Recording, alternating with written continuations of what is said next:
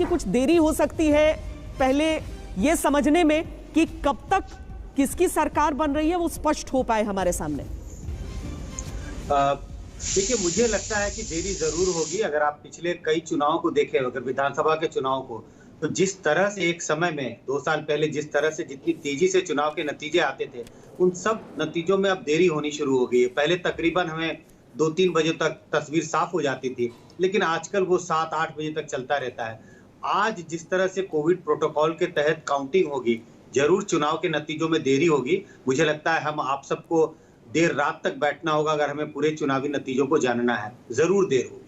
ये पहला रुझान आ गया है। हम अपने दर्शकों को बता दें 292 सीटों की जो गिनती चल रही है उसमें भारतीय जनता पार्टी के खाते में पहला रुझान, लेकिन समझिए कि अभी चंद मिनट ही हुए हैं और ये सिर्फ प्रतीकात्मक इसका महत्व रह जाता है। भारतीय जनता पार्टी प्लस जो हम आपको दिखा रहे हैं उसमें 1 का आंकड़ा समूचे स्क्रीन पर, बाकी सब शून्य है, लेकिन पहला रुझान जो है आज के दिन का वो बीजेपी के पास जा रहा है। हालांकि चंद वोटों की ही गिनती अभी तक हुई होगी। शुरुआत में तो अभी ईवीएम मशीन से पहले अभी पोस्टल बैलेट, उस तरह की चीजें। अभी देखिए बहुत कुछ बदलेगा, बहुत तस्वीरें बदलेंगी और आज का दिन बहुत अहम होने वाला है।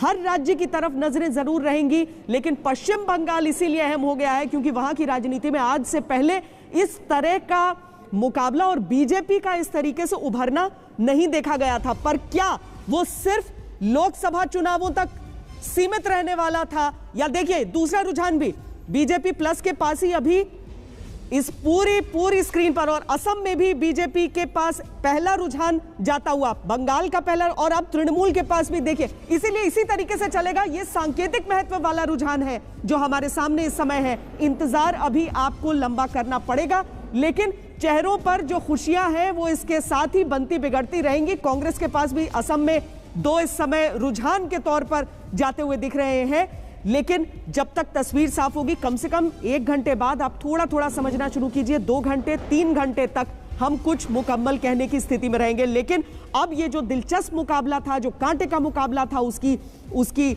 शुरुआत हो चुकी है। पश्चिम बंगाल हो, असम हो, तमिलनाडु हो, पुडुचेरी हो, केरल हो, हर जगह, और इसके साथ ही उत्तर प्रदेश के जो पंचायत चुनाव हुए हैं उसकी भी मतगणना का आज दिन है।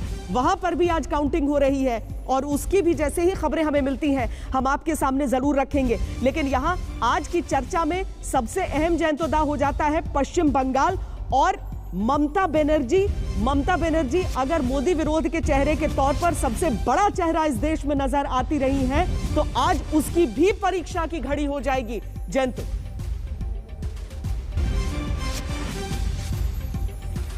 देखिए पश्चिम बंगाल में इस बार चुनाव में अगर भाजपा जीत गए, उसके नतीजा नेशनल, मतलब हम लोग कह रहे हैं ना कि नेशनल असेंबली इलेक्शन,